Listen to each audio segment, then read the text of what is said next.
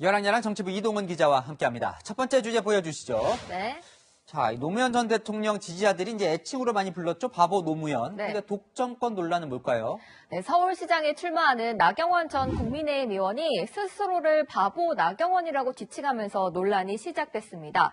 나 전 의원은 어제 SNS에 바보 나경원의 손을 잡아달라면서 지지를 호소했습니다.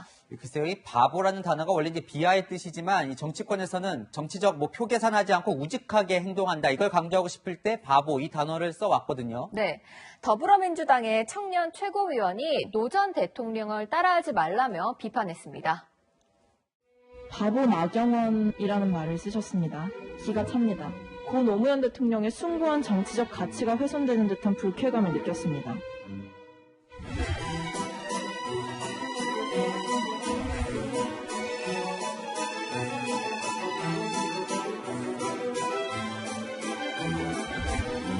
정치하는 사람들이 바보 정신으로 정치를 하면 나라가 좀 잘 될 거라고 생각합니다.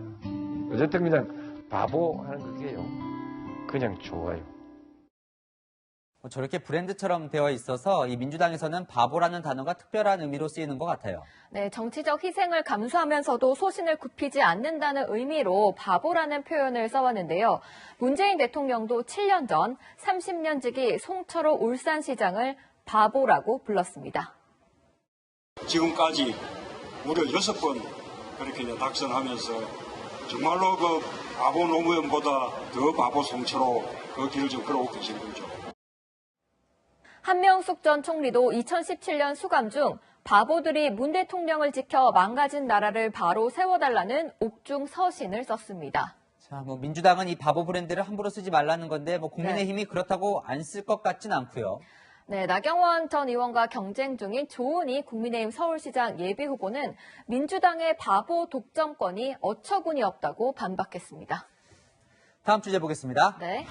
자, 왜 거기서 나와? 권영진 대구시장이 진짜 뜻밖의 장소에 나왔어요? 네, 국민의힘 소속인 권영진 시장은 오늘 윤석열 총장이 도착하기 20분 전부터 꽃다발을 들고 대구지검 앞에서 기다렸습니다.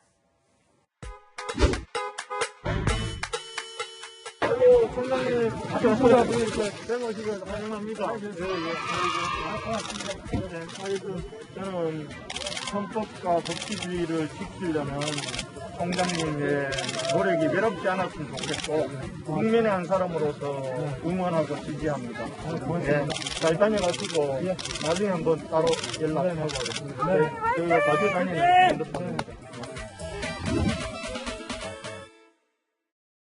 권 시장은 저기에 왜 갔답니까?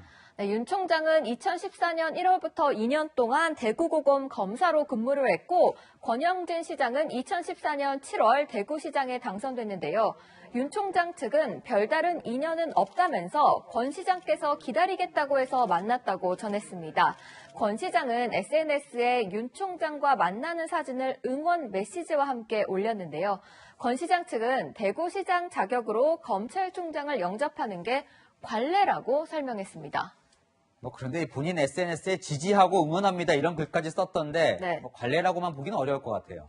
네, 권 시장은 헌법과 법치주의를 지키려는 윤 총장의 노력이 내 뜻과도 맞다고 했는데요. 야권의 차기 대선 주자가 될 수 있다는 정치적 고려를 한 행동일까요? 오늘의 여랑야랑은 적당히 해로 정해봤습니다. 네, 검찰총장 내려온다고 바쁜 시장이 영접하는 게 관례라면 이참에 그 관례도 고치는 게 어떨까 합니다. 지금까지 여랑야랑이었습니다.